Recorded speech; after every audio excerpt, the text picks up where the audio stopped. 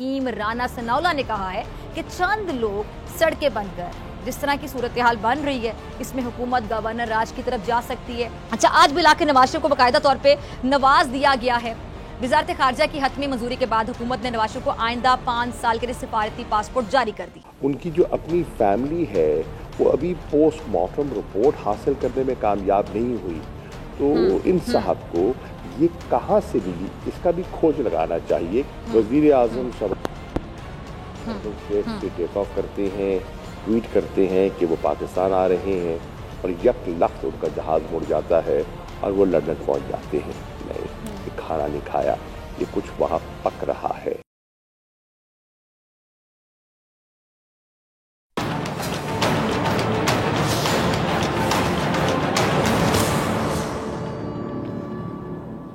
السلام علیکم، آپ کے پسندیدہ پروگرام ایسے نہیں چلے گا میں ڈاکٹر فضا کی جانب سے خوش آمدید۔ ناظرین، جھوٹ کیوں بولا جاتا ہے؟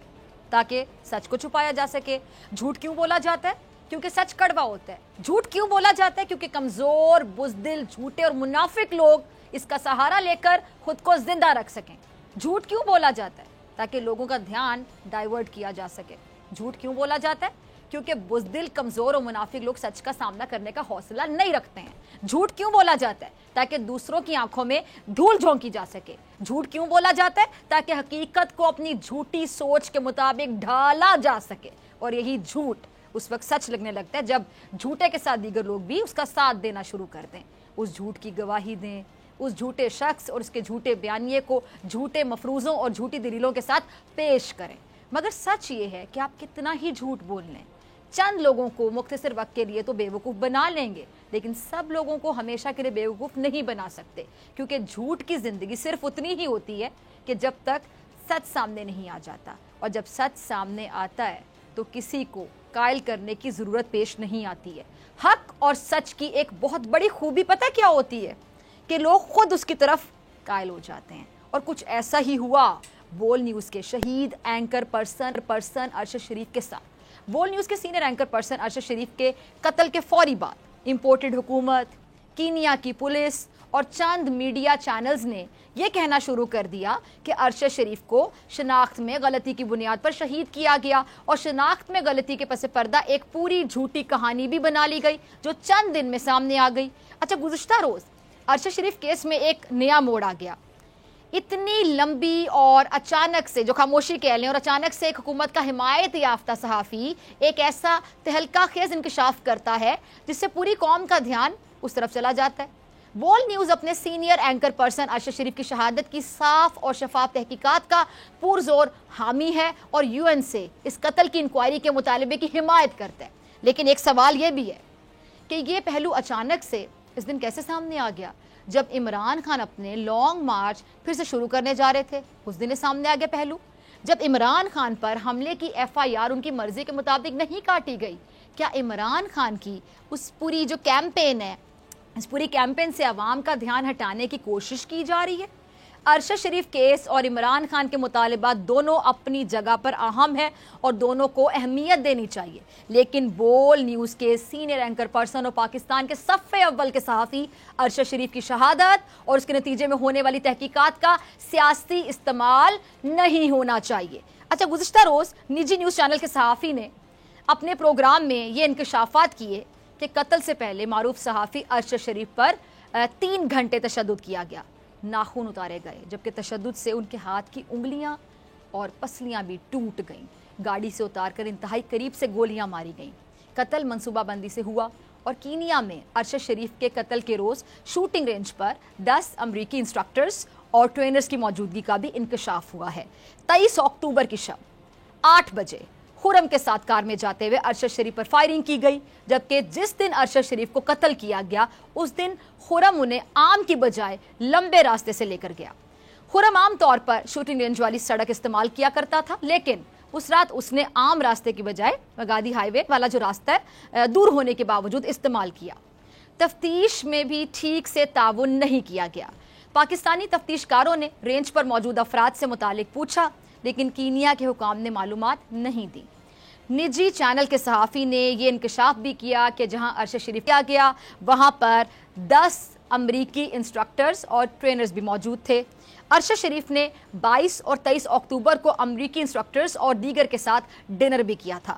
یہ تمام تر انکشافات سامنے آنے کے بعد سابق وزیر اعظم اور چیئرمین پاکستان تحریک انصاف عمران خان صاحب نے پاکستان اور کینیا حکومت پر کڑے سوالات اٹھا دیے ہیں۔ دیکھیے گا۔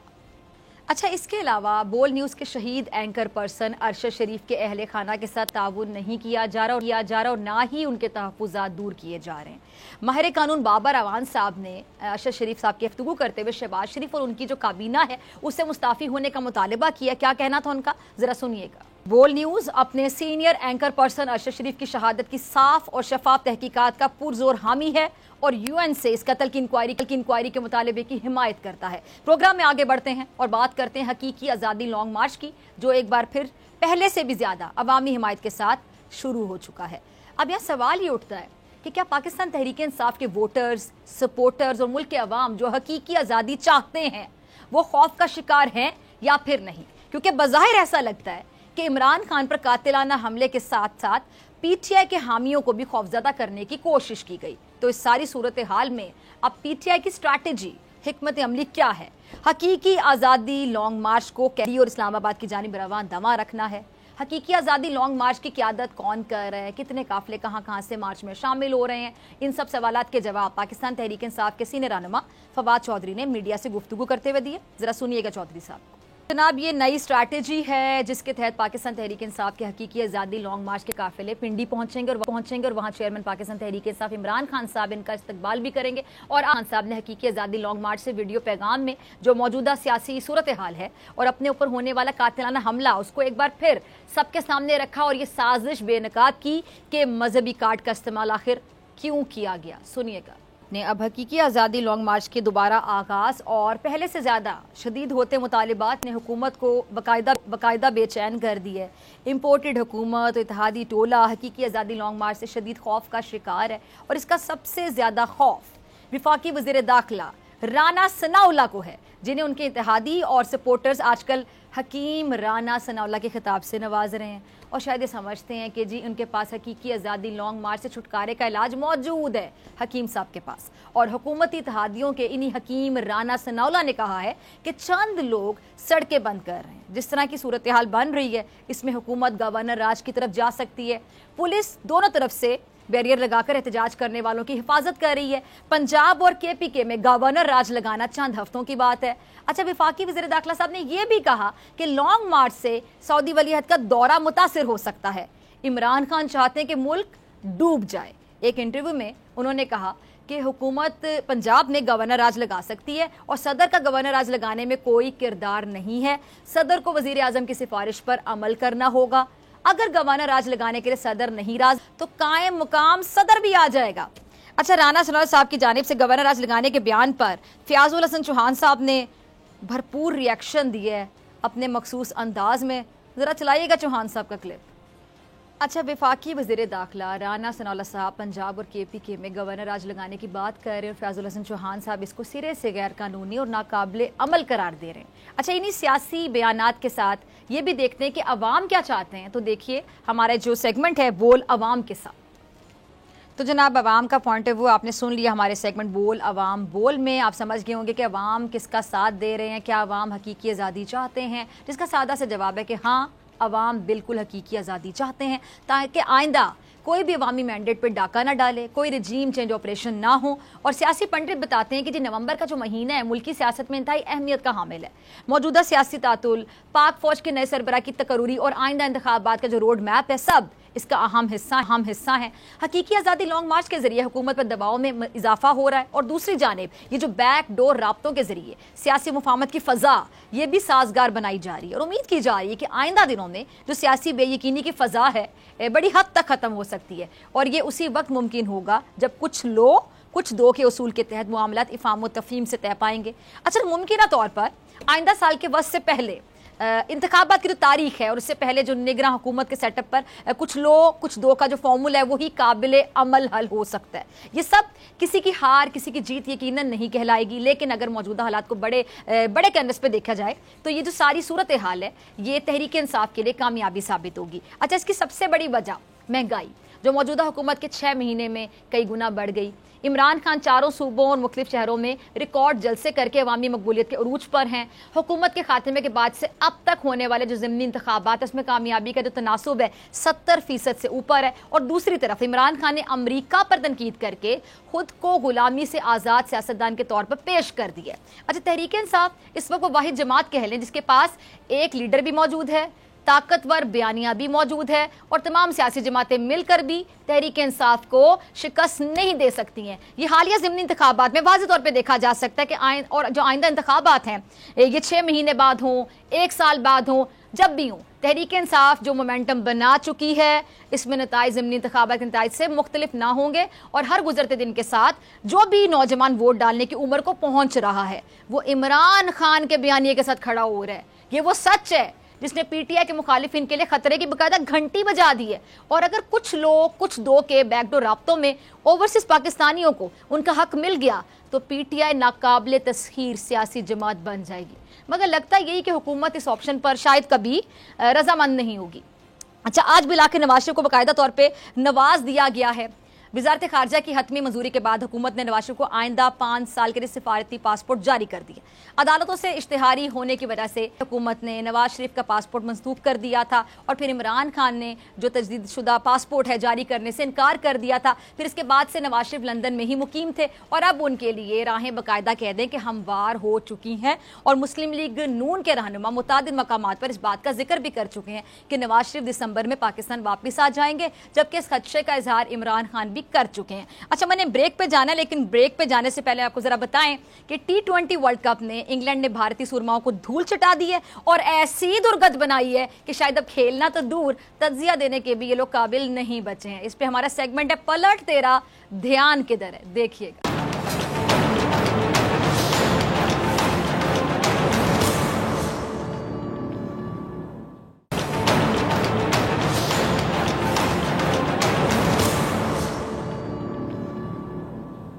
वेलकम बैक नाज़रीन। तहरीक इंसाफ के हकीकी आज़ादी लॉन्ग मार्च का आज दोबारा से आगाज़ हुआ है। नाखुशगवार जो वाक़या पेश आया था ठीक उसी जगह से आज दोबारा बड़े अज़म के साथ, बड़े हौसले के साथ, जो बल्कि अगर मैं कहूँ कि मज़ीद अज़म के साथ या मज़ीद हौसले के साथ इन्होंने मार्च का दोबारा आगाज़ किया है पीटीआई ने। और शामुद कुरैशी साहब इसको लीड कर रहे हैं और इस वक्त कुरैशी साहब ही हमारे साथ प्रोग्राम में मौजूद हैं। कुरैशी साहब, बहुत शुक्रिया आपके कीमती वक्त के लिए। अच्छा कुरैशी साहब, मार्च जहाँ से ख़त्म हुआ था, जहाँ नाखुशगवार वाक़या पेश आया था, अब वहीं से शुरू हुआ है। अच्छा, बहुत से लोगों ने ऐसा कहना शुरू कर दिया कि जी फेस सेविंग हो गई है, जी मार्च को ख़त्म कर दिया गया है। तो जो आपने बड़े अज़म के साथ दोबारा मार्च को वहीं से शुरू कर लिया, तो कितना मुंह तोड़ जवाब है उन लोगों के लिए जिस तरह की बातें कर रहे थे।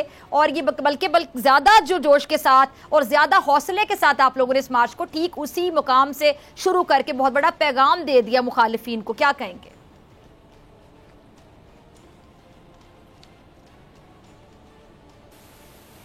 जी, लोगों का ख्याल था कि तहरीक इंसाफ खौफ में मुब्तला हो जाएगी और हिम्मत नहीं पकड़ेंगे, और इसमें कोई शक नहीं कि सबको ये वहम था कि लोग सहम जाएंगे। देखिए, ये इमरान खान पर कातिलाना हमला कोई मामूली बात तो नहीं है, ये बहुत बड़ा हमला था। ये तो अल्लाह का करम हो गया कि वो बच गए और दीगर हमारे साथी बच गए, माँ सिवाय एक शहादत के।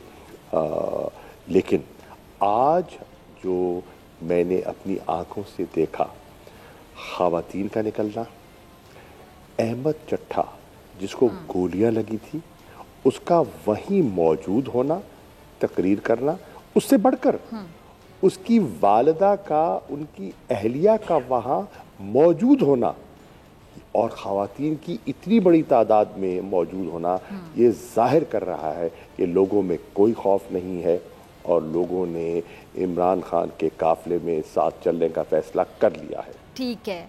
अच्छा कुरैशी साहब, ये आपकी जो पार्टी है, ज़ाहिर बात है वो तो बहुत ज़्यादा उसको फ़िक्र होगी क्योंकि इस तरह का एक वाक़या ऑलरेडी पेश आ चुका है, बाकायदा असैसिनेशन अटैम्प्ट हो चुकी खान साहब पर, और उनको पहले से पता था कि इस मुकाम पर उन पे ये अटैक किया जा सकता है। अच्छा, अब ये जो कौम है ना, कौम भी बड़ी दुआ कर रही है खान साहब के लिए। आपकी पार्टी को तो फ़िक्र है लेकिन कौम को दुआएं करते हुए सुना जा रहा है, देखा जा रहा है, बड़े परेशान है कि खुदा ना ख्वास्ता आगे जाके ऐसा कोई नाखुशगवार वाक़या पेश ना आ जाए। तो आप लोगों की इस बार सिक्योरिटी के हवाले से क्या तैयारी है निमटने के लिए? ये कहना कि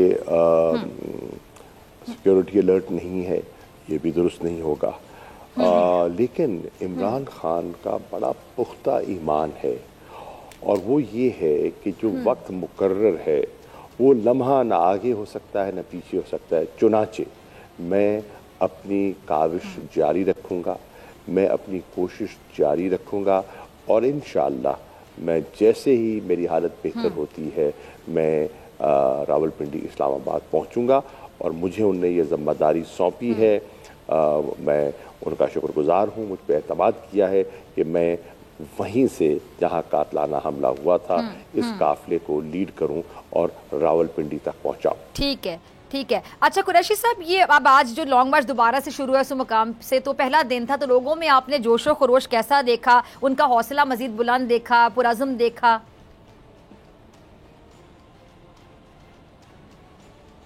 मैं समझता हूँ कि आज जो मैंने जज्बा देखा वो बहुत हौसला अफजा था और मैं अभी मेरी चंद लम्हे पहले इमरान खान साहब से टेलीफोन पर बात हुई। वो मुबारकबाद दे रहे थे, वो पूरी तंजीम को, शहरियों को, वज़ीराबाद की आवाम का शुक्रिया अदा कर रहे थे जिन्होंने खौफ से बाहर निकल कर जो यकजहती का मुजाहरा किया। वो बहुत खुश थे। मेरी डॉक्टर साहिबा ये पेशन गोई है कि इंशाअल्लाह कल मैं आगाज़ करूँगा दोपहर को 2 बजे गुजरात से और गुजरात मुझे लगता है कि वज़ीराबाद से भी इंशाअल्लाह बेहतर होगा। 2 पॉइंट्स होंगे गुजरात में, एक आगाज़ में है और एक GTS चौक पे है।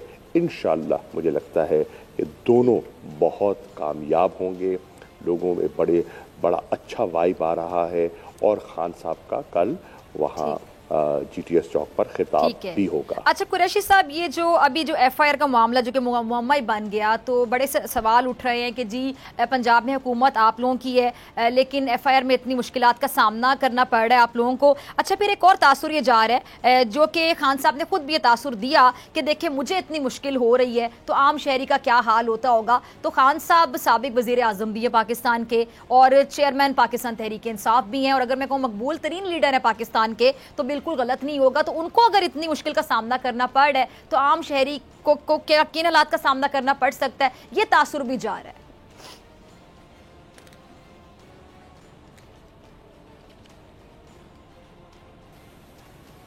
बिल्कुल उन्होंने सही कहा कि पार्टी के चेयरमैन को, साबिक वज़ीर आज़म को अगर इंसाफ के हसूल में दुश्वारी होगी तो आम शहरी का क्या हाल होगा। इसी सूरत हाल से छुटकारा हासिल करने के लिए, इसी को तब्दील करने के लिए तो हम बाहर निकले हैं। जो हकीकी आज़ादी हम कह रहे हैं वो यही है। हकीकी आज़ादी ये है कि कानून की निगाह में सब बराबर, सबके साथ यकसा सलूक, कोई कानून से बाला ना हो, सब कानून के ताबे हों। ये उनका एक पैगाम है। और देखें, आपने देखा कि आज तो सुप्रीम कोर्ट बार एसोसिएशन के जो सदर हैं आबिद ज़ुबैरी साहब, उनका मैं स्टेटमेंट देख रहा था। उन्होंने कानूनी नुक्ता नज़र से कहा कि वो FIR जिसमें कंप्लेनेंट का वर्जन ही ना हो उसकी कोई कानूनी बुक्कत ही नहीं रहती, कोई हैसियत ही नहीं रहती। तो अब जितने माहिर कानून हैं वो इसको रद्द कर चुके हैं। जितनी अवाम है वो इस FIR को जो पुलिस की मुद्दईयत में दर्ज हुई है इसको एक मजाक, एक कवर अप कहते हैं। और फिर जो कल CTD ने और IG पंजाब ने काबीना को और उमर सरफराज चीमा साहब को जो ब्रीफिंग दी और जो हमने सुनी, उन्होंने हमें आके बताया, इमरान खान साहब को बताया, उस पर उन्होंने कहा कि वो अब पुलिस की जो रिपोर्ट आई है उसमें ज़ाहिर हो गया है कि मुख्तलिफ़ किस्म के फायर आर्म्स इस्तेमाल हुए हैं। एम्यूनिशन जो है वो मुख्तलिफ़ किस्म का जो है उसकी ट्रेसेस हुए हैं। ठीक है। अच्छा, ये जो इमरान खान साहब ने पहले एक इंकशाफ किया था کہ چند افراد توہین مذہب کے نام پر ان کی جان لینے کی پلاننگ کر رہے ہیں، اور خان صاحب پر حملے کے بعد جو ملزم کا جاری کردہ ویڈیو بیان تھا، اس نے عمران خان کے جو انکشافات تھے جو انہوں نے پہلے سے کر دیے تھے کہ ایسا ہو سکتا ہے، اس پر ایک حقیقت کی مہر بھی لگا دی۔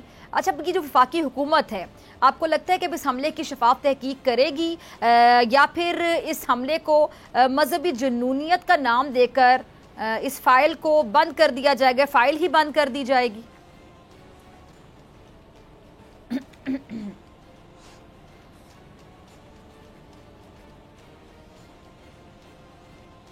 جی قریشی صاحب، آپ سن پا رہے ہیں؟ سب کچھ آن ریکارڈ ہے، اور آپ نے خود کہا، آپ تو خود اس نشست میں موجود تھیں جس میں خان صاحب نے یہ باتیں کی، لیکن اس سے پہلے عمران خان عوام کو اعتماد میں لے چکے تھے، رحیم یار خان کے جلسے میں اور میاں والی کے جلسے میں۔ جی صحافیوں سے جنہوں نے گفتگو کی تھی زمان پاک میں بلا کے، اس میں میں موجود تھی، آپ صحیح کہا کہ یہ بات ان کے علم میں ہے کہ ان کو نشانہ بنایا جائے گا، اور جو انہیں پولیٹیکلی ایلیمنیٹ کرنے میں ناکام دکھائی دے رہے ہیں، اب وہ ان کو شاید فزیکلی ایلیمنیٹ کرنے کی کوشش کر رہے ہیں، کرنا چاہتے ہیں، لیکن میرا ایمان ہے کہ اللہ تعالیٰ مارنے والے سے بچانے والا زیادہ مضبوط ہے۔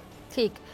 اچھا قریشی صاحب، یہ جو ارشد شریف شہید کے قتل کے حوالے سے گزشتہ رات ایک ہولناک جو حقائق سامنے آئے ہیں، 18 دن گزر گئے لیکن اس کے باوجود ارشد شریف کی جو پوسٹ مارٹم رپورٹ ہے وہ جاری نہیں کی گئی ہے، اور گزشتہ رات جو المناک حقائق سامنے آئے ہیں وہ تمام تر خدشات کی تصدیق بھی کرتے ہیں۔ تو حقیقی آزادی مارچ سے ایک روز پہلے ایسے انکشافات کا ایک مخصوص صحافی کے ذریعے نشر ہونے کا کیا مقصد ہو سکتا ہے؟ اس حوالے سے آپ کا موقف کیا ہے؟ دیکھیے، بالکل جس نے بھی اس پروگرام کو دیکھا پسند نہیں کیا۔ پہلی بات تو یہ ہے کہ ان کی والدہ پر، ان کی اہلیہ پر، ان کے بچوں پر کیا بیتی ہوگی، اس کا اندازہ آپ لگا سکتی ہیں۔ بالکل نامناسب تھا اس کو چلانا، اس کو اس طرح اس کا ذکر کرنا، بڑا ایک تکلیف دہ ایک وہ تھا سارا مرحلہ۔ اب سنا ہے کہ انہوں نے اس کو ڈیلیٹ بھی کر دیا ہے، اور اب اس سے لوگ لا تعلق بھی ہو رہے ہیں۔ عمران خان صاحب نے آج وزیر آباد میں جو خطاب کیا، آج عمران خان صاحب نے آج وزیر آباد میں اپنے خطاب میں ایک سوال اٹھایا کہ یہ رپورٹ، یہ فوٹیج انہیں کہاں سے ملی؟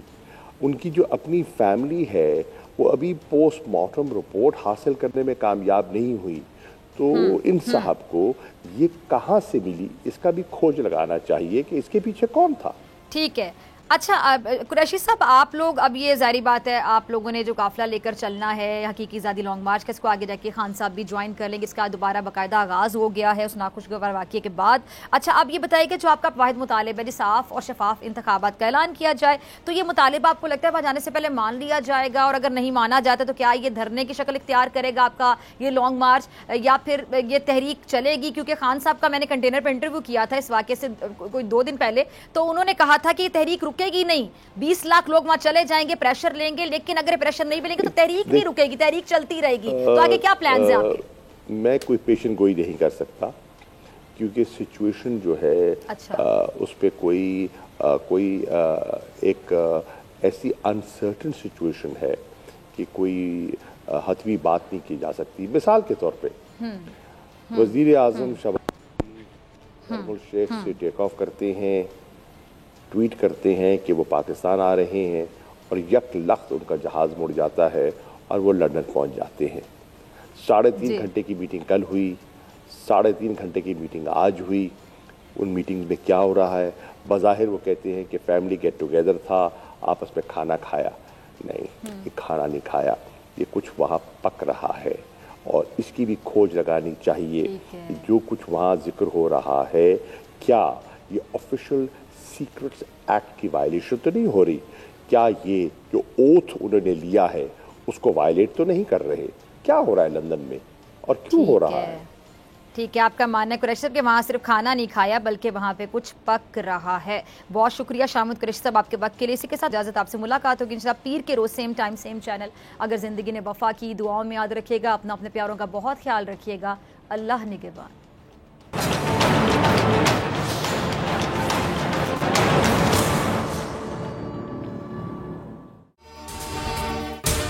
اگر آپ کو یہ ویڈیو پسند آئی تو سبسکرائب کریں اور بیل آئیکن پر کلک کریں. بہت اچھی کوریج کی ہے. یہ مارچ کی تو زبردست کوریج تھی. بول کی پرابلی سب سے بیسٹ تھی. سب سے زیادہ ریلز اور سب سے زیادہ ریٹنگ کے ساتھ بول رہا نمبر 1. سبسکرائب کریں اور بیل دبائیں تاکہ کوئی خبر رہ نہ جائے.